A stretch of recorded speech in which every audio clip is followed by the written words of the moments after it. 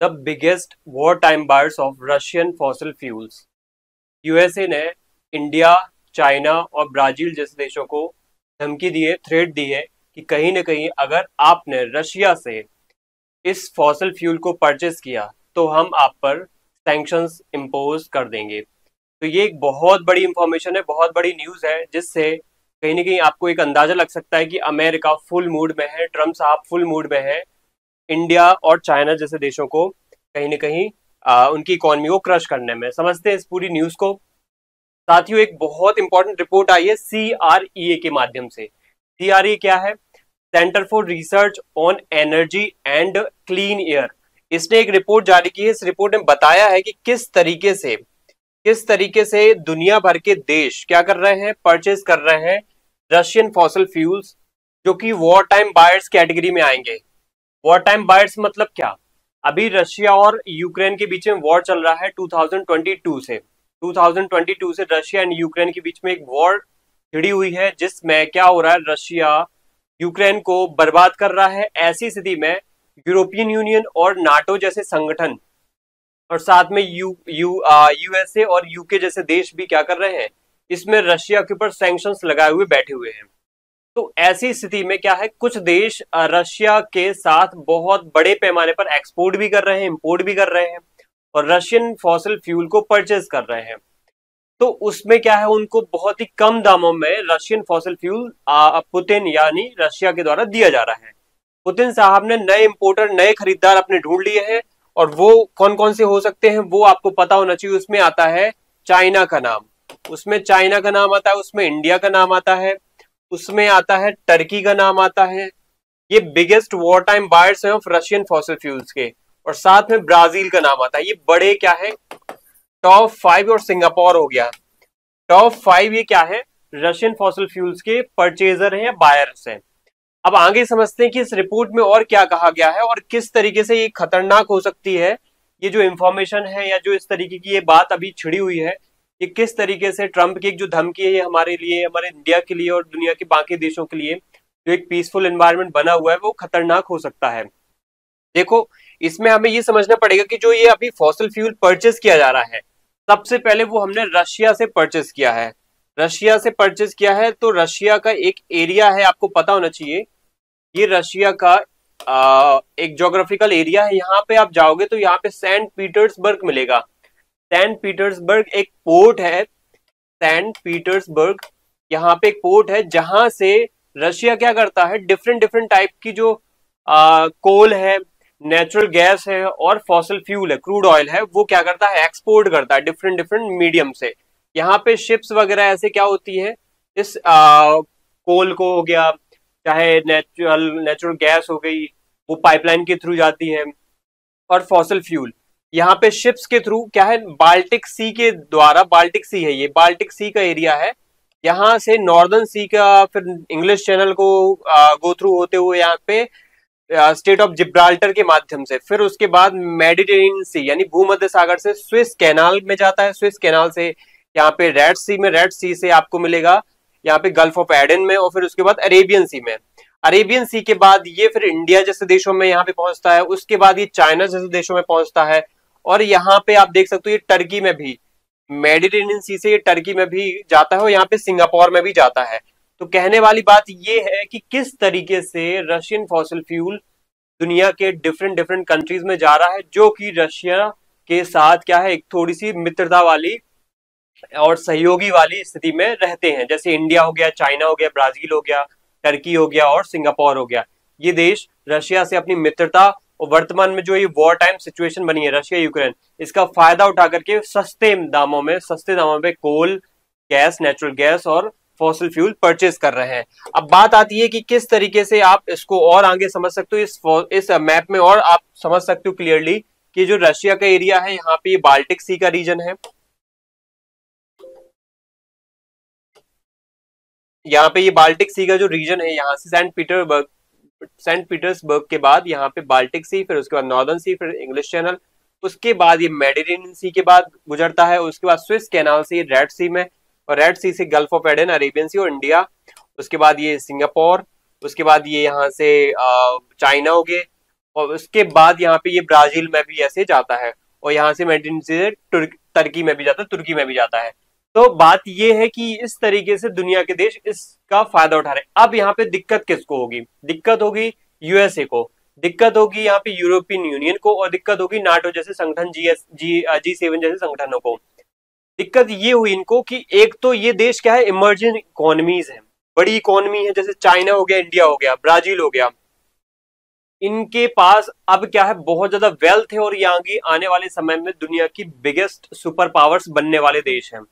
तो ऐसे में अमेरिका जैसे देश डरे हुए हैं कहीं ना कहीं कि एक तो रशिया इनको क्या कर रहा है, फ्यूल दे रहा है, और इनकी इकोनॉमी को और मजबूत कर रहा है सस्ते दामों पे दे करके। दूसरा है यहाँ पे रशिया जो है इस पैसे का यूज करके यूक्रेन को बर्बाद करने में कर रहा है। तो वो सिचुएशन कहीं ना कहीं यूक्रेन के लिए तो खतरनाक है, लेकिन इन देशों के लिए फायदेमंद हो जाती है, इंडिया, चाइना और ब्राजील जैसे देशों को। मैं यहाँ पे न्यूट्रल होके बोलूं तो यहाँ पे वॉर टाइम जो बायर्स हैं, मेजर वॉर टाइम बायर्स हैं, वो कौन कौन से हैं? वो है चाइना। रिपोर्ट में जो कहा गया, ये अभी हाल फिलहाल की रिपोर्ट है, 2023 से बाद से लेकर के अभी वर्तमान जुलाई 2025 तक जो सबसे बड़े बायर्स रहे हैं वो है चाइना, जिसने सबसे ज्यादा खरीदा है ऑयल, कोल और गैस। उसके बाद अगर बात करें इंडिया की, तो इंडिया ने सबसे ज्यादा बिगेस्ट, सेकंड बिगेस्ट बायर है ये, जिसने सबसे ज्यादा मात्रा में क्रूड ऑयल खरीदा है, फॉसिल फ्यूल खरीदा है। इसके बाद टर्की की बात करें तो टर्की ने भी बहुत मात्रा में थर्ड लार्जेस्ट बायर है ये, और यूरोपियन यूनियन ने भी बहुत हद तक किया है। अब बात आती है यूरोपियन यूनियन के कौन से देश, जिसमें हंगरी जैसे देश, स्लोवाकिया, फ्रांस एंड बेल्जियम जैसे देश आ जाते हैं। देखो एक बात ये समझनी पड़ेगी कि यूरोपियन यूनियन जब युद्ध स्टार्ट हुआ था, तो ये संगठन ने, यूरोपियन यूनियन ने एक प्रतिबंध, एक सैंक्शंस जैसी व्यवस्था क्या है, स्टार्ट की थी। किसके ऊपर? रशिया के ऊपर, क्योंकि इसने यूक्रेन पे हमला किया। लेकिन इनको समझ में आ गया कि अगर रशिया पे हमने सैंक्शंस लगाए तो रशिया से आने वाला जो भी सामान है, जो भी नेचुरल गैस है, फॉसिल फ्यूल है, वो बंद हो जाएगा। तो बंद हो जाएगा तो यहाँ पे शॉर्टेज हो जाएगी। तो कुछ देश जो ऐसी चीजें से कहीं ना कहीं प्रिपेयर नहीं थे, या छोटी इकोनॉमी वाले देश हैं, वो यहाँ पे क्या करते हैं, आज भी रशिया से परचेस कर रहे हैं। और जो ताकतवर देश जैसे यूके जैसे देश, जर्मनी जैसे देश, वो अभी भी थोड़ा सा सस्टेन कर रहे हैं, लेकिन जर्मनी की भी हालत खराब हो रही है, तो वो भी अब परचेस करने की स्थिति में आ रहा है।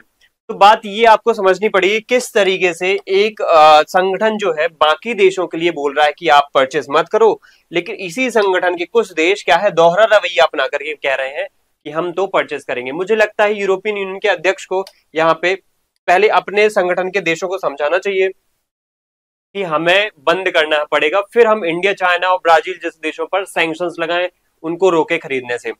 अब आगे बढ़े तो आगे देखा जाता है कि ये रिपोर्ट का डाटा क्या कहता है। डाटा कहता है कि बिगेस्ट जो वॉर टाइम बायर्स हैं रशियन फॉसिल फ्यूल्स के, वो कौन कौन से हैं? The biggest importer of Russian fossil fuels between 2023 जनवरी 1 से लेकर के अगर बात करें जुलाई 2025 तक की, तो बिलियन यूएस डॉलर में अगर चाइना की बात करें तो सबसे ज्यादा इसने परचेस किया है, जिसने किया है लगभग, आप देख सकते हो यहाँ पे एक प्रकार से 225 का डाटा यहाँ तक हो सकता है, 225 230 तक का, 230 बिलियन यूएस बिलियन डॉलर का ये जो आंकड़ा है, ये टच कर लिया है चाइना ने। अगर आगे बात करें इंडिया की, सेकंड लार्जेस्ट बायर है ये, जो कि यहाँ पे अभी कहाँ खड़ा हुआ है, 130 140 के आसपास इसने परचेज कर लिया है यूएस बिलियन डॉलर का रशियन फॉसिल फ्यूल।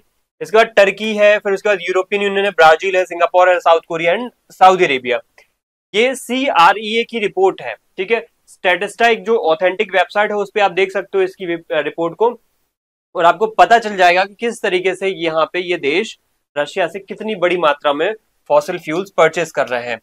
अब यहाँ पे देखो स्टोरी मैं क्यों बता रहा हूँ, एक्चुअल में स्टोरी बताने के पीछे एक्चुअल रीजन आपको एक दो स्लाइड के बाद समझ में आ जाएगा, लेकिन कुछ इंफॉर्मेशन और ऐड कर लो कि देखो जो फॉसिल फ्यूल है वो एक्चुअल में रशिया एक्सपोर्ट किस तरीके से करता है। देखो रशिया का जो फॉसिल फ्यूल है वो 3 तरीके से एक्सपोर्ट होता है। एक तो होता है वो कोल के थ्रू, यानी कि कोयला बेचता है, दूसरा वो क्रूड ऑयल, कच्चा तेल बेचता है, और तीसरा है नेचुरल गैस।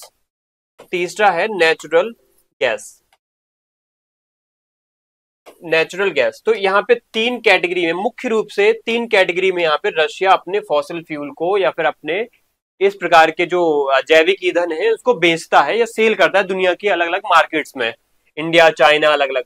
तो कोल हो गया, क्रूड ऑयल हो गया और नेचुरल गैस हो गई, चाइना को जाता है। खासतौर पे इंडिया की अगर बात करें तो क्रूड ऑयल जाता है इंडिया को, और नेचुरल गैस अभी उतना नहीं है इंडिया में, मतलब इंडिया को नहीं भेजा जाता है, लेकिन क्रूड ऑयल सबसे ज्यादा मात्रा में भेजा जाता है।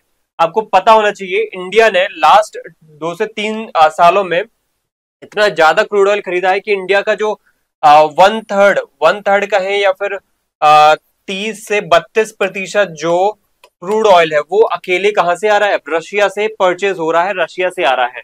यानी रशिया एक बिगेस्ट कहीं ना कहीं एक्सपोर्टर बन गया है इंडिया के लिए, बिगेस्ट इंपोर्टर हो गया है इंडिया में क्रूड ऑयल का।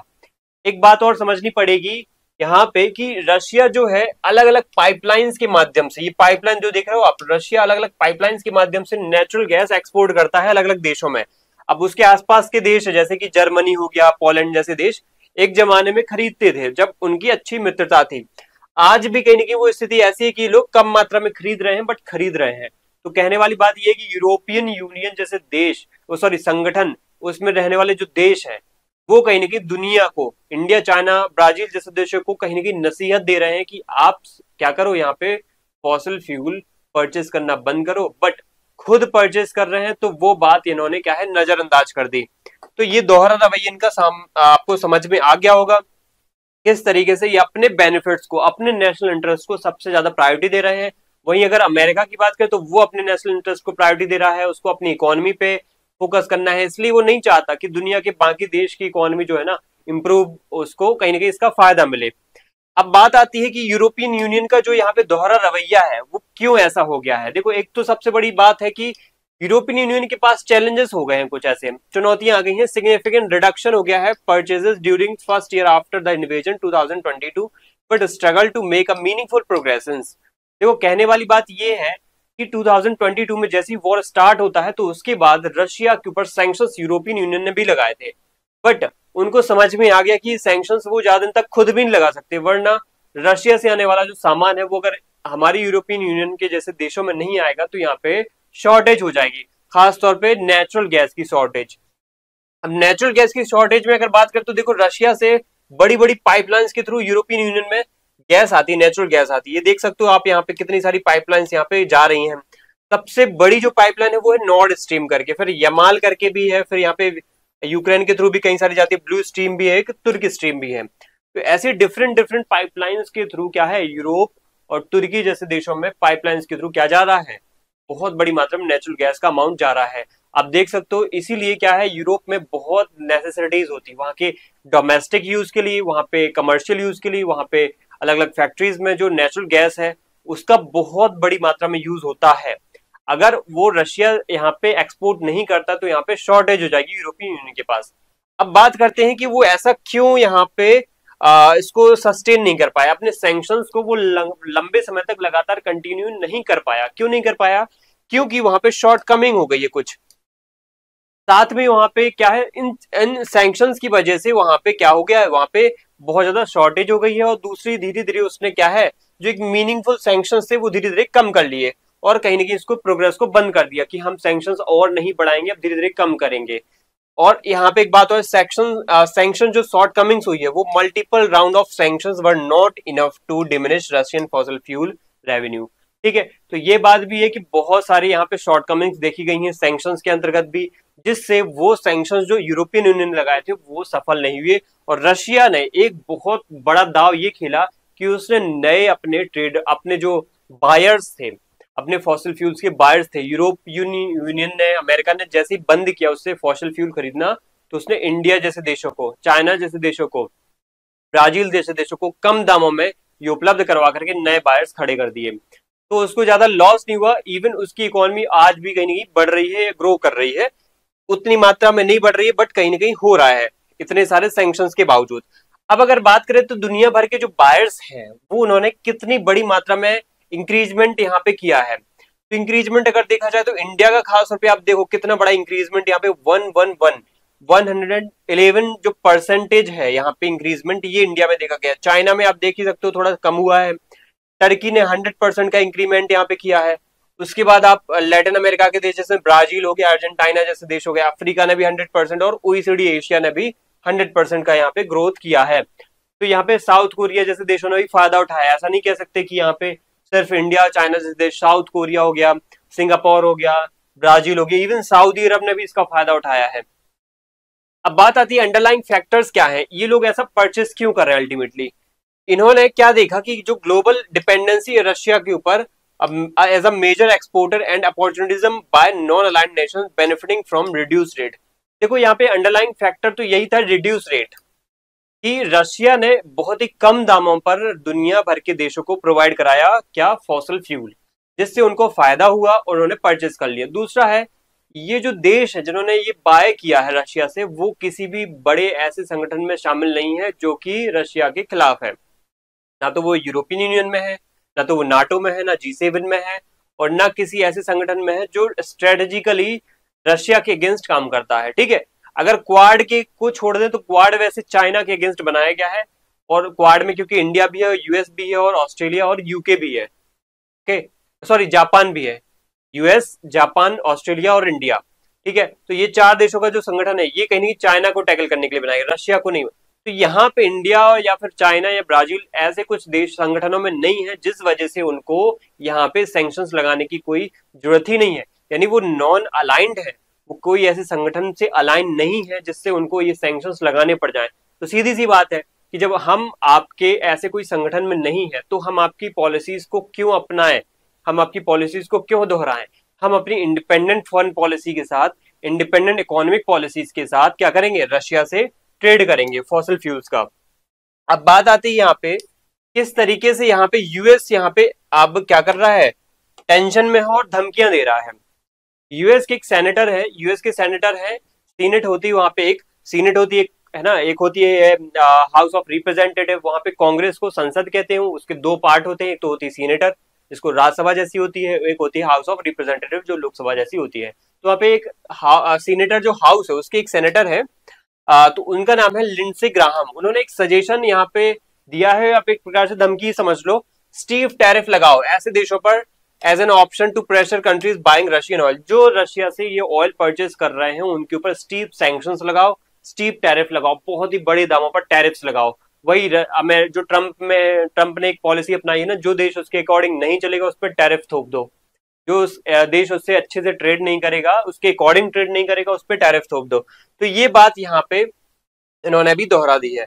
अब आगे इस पे एक पॉइंट ये आ जाता है कि यहाँ पे डायरेक्ट वार्निंग इंडिया को भी दी गई है। जब यहाँ पे ट्रंप बेल्जियम में नाटो की बैठक में शामिल हुए थे तो मार्क रूट जो सेक्रेटरी जनरल है नाटो के, और साथ में डोनाल्ड ट्रंप का एक जो सहयोगात्मक एक रवैया था, और साथ में जो एक उनका सहयोगी तरीके से एक मैसेज आया था दुनिया भर के देशों को कि टूवर्ड्स इंडिया, खासतौर पर इंडिया, चाइना एंड ब्राजील जैसे देशों को वार्निंग आई थी कि we are going to crush your economy, हम आपकी इकोनॉमी को क्रश कर देंगे, बर्बाद कर देंगे अगर आपने हमारी बात को नहीं माना। कौन सी बात को, रशियन फॉसिल फ्यूल को आपने परचेज करना बंद नहीं किया।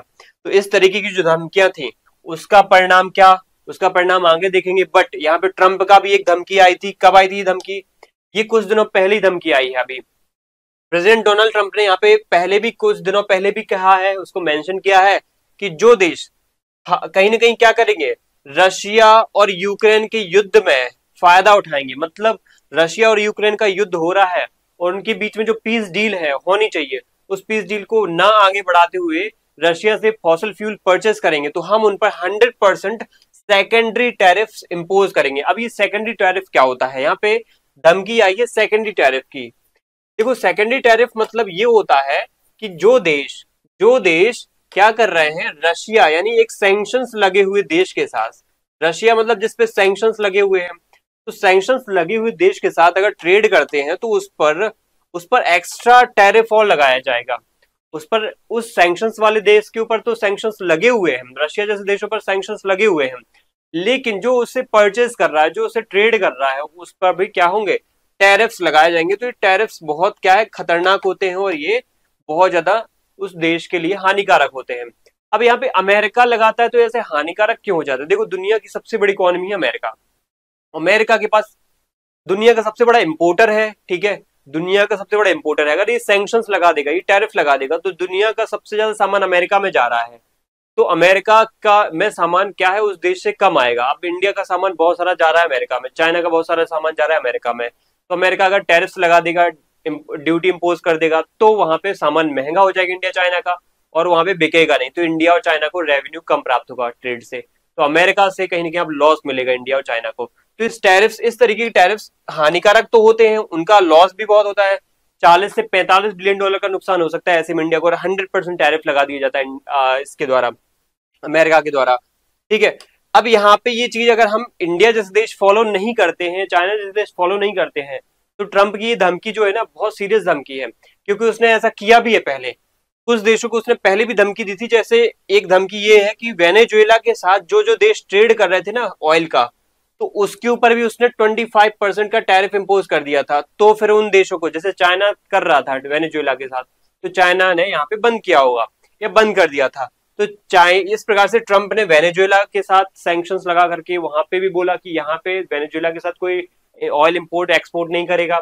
साथ में अब रशिया की बारी है कि रशिया यहाँ पे अगर रशिया के साथ कोई भी परचेज करता है तो उस पे ऊपर 100% टैरिफ, वेनेजुएला के साथ तो 25% का एक्स्ट्रा टैरिफ था, लेकिन यहाँ पे रशिया की बात करें तो वहां पे 100% टैरिफ यहाँ पे इम्पोज करने की बात बोली है।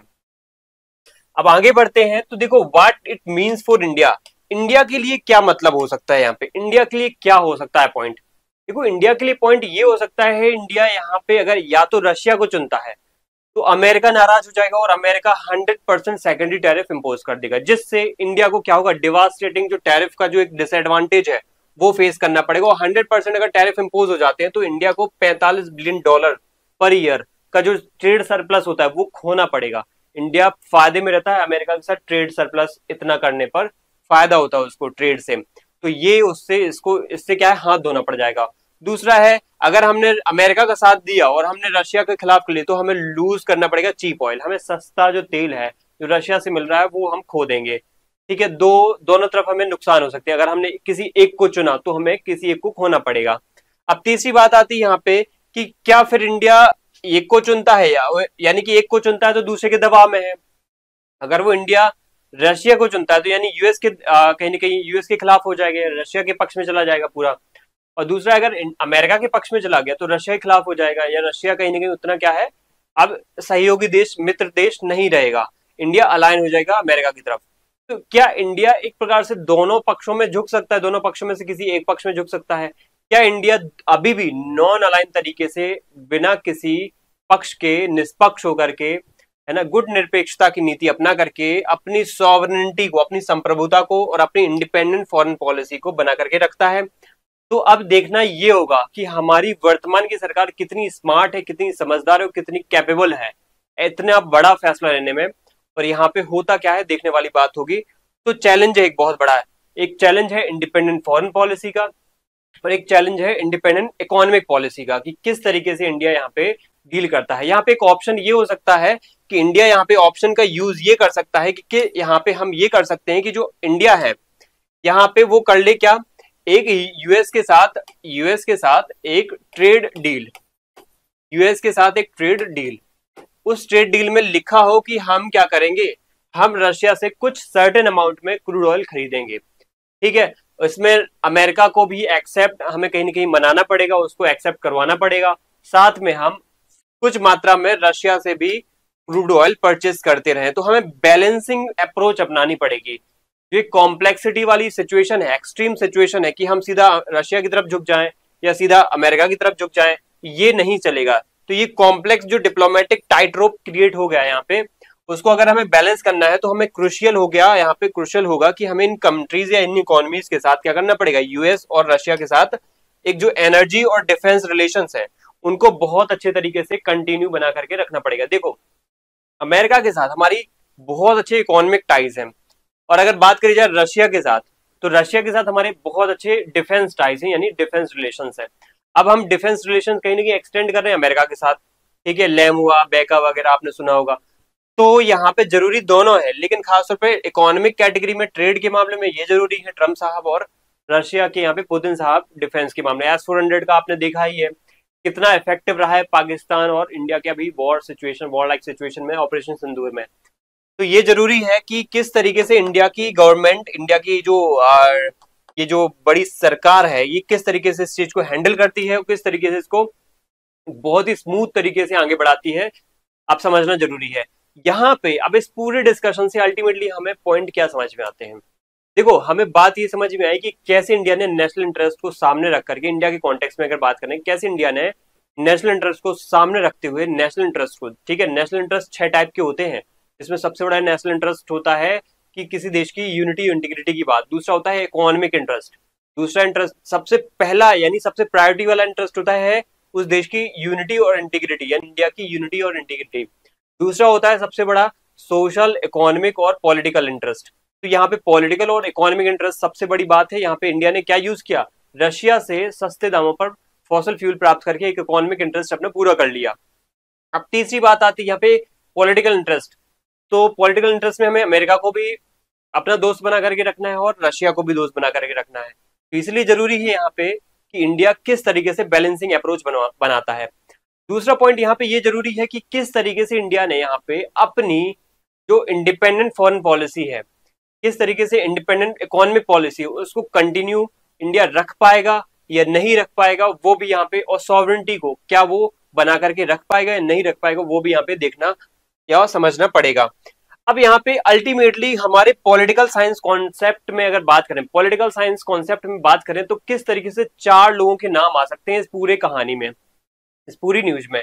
अगर मैं लॉर्ड पाम्स्टन की बात करूं तो लॉर्ड पाम्स्टन ने एक बहुत अच्छी बात बोली थी कि दुनिया में किसी भी देश का ना तो कोई परमानेंट दोस्त होता है, ना तो परमानेंट फ्रेंड होता है, ना तो कोई परमानेंट दुश्मन यानी वो शत्रु होता है, एनिमी होता है। ना तो कोई परमानेंट दोस्त, ना तो कोई परमानेंट दुश्मन होता है। परमानेंट, चिरस्थायी एक ही चीज होती है, वो है नेशनल इंटरेस्ट, आपके राष्ट्रीय हित। लॉर्ड पाम्स्टन यूके के आज से 200-250 साल पहले यूके के प्राइम मिनिस्टर थे, उन्होंने इतनी महत्वपूर्ण बात बोली थी। उसके बाद थॉमस शेलिंग ने एक बात बोली यहाँ पे, वो भी काम की हो सकती है, गेम थ्योरी। लॉर्ड पाम्स्टन की बात यहाँ पे देखो इंडिया ने यूज की है यहाँ पे कॉन्टेक्स्ट में अगर बात करी जाए तो। थॉमस शेलिंग ने गेम थ्योरी दी थी। गेम थ्योरी मतलब क्या होता है कि कोई भी देश नेशनल इंटरेस्ट को पूरा करने के लिए कैसे गेम्स में इन्वॉल्व होता है। गेम्स मतलब जैसे कि बार्गेनिंग थ्योरी, चिकन थ्योरी, ठीक है, zero sum game, non zero sum game, ठीक है, ऐसे डिफरेंट टाइप के गेम्स होते हैं। आपको अगर आईआर पढ़ोगे, डीप में पढ़ोगे इंटरनेशनल रिलेशंस, तो आपको गेम थ्योरी मिलेगी थॉमस शेलिंग्स की, ठीक है। तो थॉमस शेलिंग ने यहाँ पे गेम्स थ्योरी दी है, जिसमें उन्होंने सिस्टमेटिक तरीके से बताया कि किस तरीके से कोई देश अपने इंटरेस्ट को पूरा करने के लिए कौन कौन से गेम्स में इन्वॉल्व होता है और किस तरीके से उसको खेलता है। इसके बाद एक दूसरा नाम आता है जॉन फॉस्टर डलेस। इन्होंने एक बहुत अच्छी थ्योरी दी थी ब्रिकमैनशिप की। ब्रिकमैनशिप मतलब होता है कगारवाद। ब्रिकमैनशिप मतलब होता है कगारवाद। आपने सुना होगा कगार पे ले जाना, किसी व्यक्ति को कगार पे खड़ा कर देना। मतलब ये कगारवाद जो थ्योरी है, ये ब्रिकमैनशिप थ्योरी जॉन फॉस्टर डलेस ने दी थी, जो कि अमेरिका के एक समय पहले विदेश मंत्री थे, सेक्रेटरी ऑफ स्टेट थे। इन्होंने बहुत खतरनाक बात जॉन फॉस्टर डलेस ने बोली थी कि किसी भी देश को इतना धमकाओ, इतना तड़पाओ कि वो एक आपकी बात मानने की कगार पे आ जाए, आपकी बात मानने की स्थिति में आ जाए। मतलब उसको इतना डराओ, इतना धमकाओ, इतना तड़पाओ उसको कि वो आपकी बात एक्सेप्ट करने की स्थिति में आ जाए, वो डर जाए आपसे। इसका यूज सिस्टमैटिक ढंग से जॉन फॉस्टर डलेस ने क्यूबा मिसाइल क्राइसिस में किया था कि कैसे रशिया को इतना डराया धमकाया कि उसने एक्सेप्ट कर लिया अमेरिका की कहीं ना कहीं न्यूक्लियर एक जो वॉर लाइक सिचुएशन क्रिएट होने वाली थी, उसको कहीं ना कहीं रोक दिया गया इसके माध्यम से। कार्ल डाइच का एक बहुत महत्वपूर्ण लाइन है, यहाँ पे समझना ये पड़ेगा। कार्ल डाइच एक बहुत बड़े पॉलिटिकल साइंटिस्ट है और इंटरनेशनल रिलेशंस के बहुत बड़े थिंकर हैं। इन्होंने एक बात ये बोली थी कि देखो, दुनिया में खेल बहुत सारे होते हैं, चाहे क्रिकेट का हो, पोलो हो, शतरंज हो, दुनिया में खेल बहुत सारे होते हैं और उनकी शुरुआत होती है तो उनका अंत भी होता है। उनमें कोई एक हारता है तो कोई एक जीतता है। लेकिन इंटरनेशनल रिलेशंस में कोई भी गेम अगर एक बार शुरू हो गया तो उसका कोई अंत नहीं होता है। उसमें एक बार इन्वॉल्व जो देश होता है वो या तो जीतता है या तो हार करके अपनी स्वतंत्रता खो बैठता है। उसका अंत इस तरीके से होता है। तो अंत अगर आपको बनाना है, अगर अंत आपको करना है इंटरनेशनल रिलेशन में गेम का, तो अंत आपकी गुलामी में होगा। आपको गुलामी भरा जीवन जीना पड़ेगा। या तो अगर आप स्वतंत्र रहना है तो आपको गेम खेलते रहना पड़ेगा आपको। इसीलिए अगर आपको इंडिया जैसे देश यहाँ पे क्या कर रहे हैं, गेम में बने रहना चाहते हैं, चाइना जैसे देश गेम में बने रहना चाहते हैं, तो वो खेलते रहेंगे, ना वो जीतेंगे ना वो हारेंगे। यहाँ पे समझने वाली बात ये हो जाती है साथियों कि ये गेम थ्योरी इंटरनेशनल रिलेशंस की थ्योरी है। यहाँ पे अल्टीमेट फैसला नहीं होने वाला। आप ये मत समझना कि सीधा अमेरिका इंडिया के पक्ष में इंडिया जो है अमेरिका के पक्ष में चला जाएगा या इंडिया रशिया के पक्ष में चला जाएगा, किसी एक पक्ष में नहीं जाएगा। इंडिया भी यहाँ पे गेम खेलेगा और गेम में बना रहेगा। अगर वो जीतने की कोशिश करेगा तो एक उसके खिलाफ हो जाएगा, ठीक है। अगर वो हारेगा तो उसकी स्वतंत्रता खत्म हो जाएगी। इसलिए गेम में सिर्फ बने रहना यहाँ पे महत्वपूर्ण हो जाता है। साथियों यहाँ पे क्लास खत्म होती है। जय हिंद।